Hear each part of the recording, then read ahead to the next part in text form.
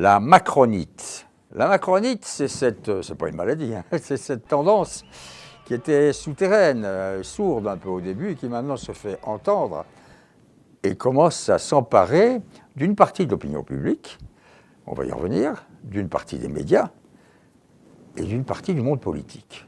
La macronite, c'est évidemment le phénomène Emmanuel Macron.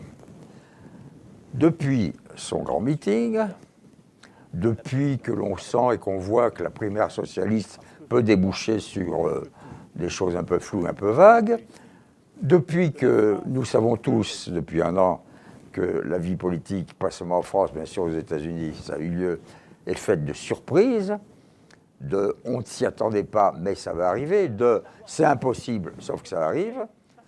J'entends, je vois, j'écoute, je perçois, je lis un certain nombre d'éléments qui me font croire que Macron, désormais, pas forcément sa chance, mais est de plus en plus pris au sérieux, et surtout, et là j'en reviens à l'opinion publique, dans ce qu'on pourrait appeler la couche 18-45 ans, qui est peut-être d'ailleurs la couche la plus importante, puisque c'est la sève du pays, c'est la jeunesse.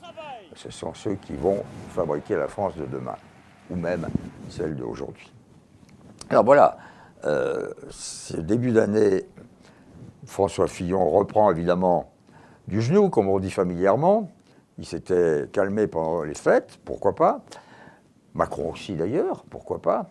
Mais encore une fois, je le ressens, je ne sais pas si vous êtes d'accord avec moi, Emmanuel Macron pourrait créer la surprise. Non pas forcément pour être élu président de la République, encore que sait-on jamais, mais pour au moins figurer de façon très importante et très influente au premier tour. Les gens qui aiment le spectacle, qui aiment l'inédit, et l'inédit en politique en ce moment est de plus en plus souhaité et désiré, imaginent très bien un débat Fillon-Macron. Imaginez-le. Qui gagnerait? Bonne année.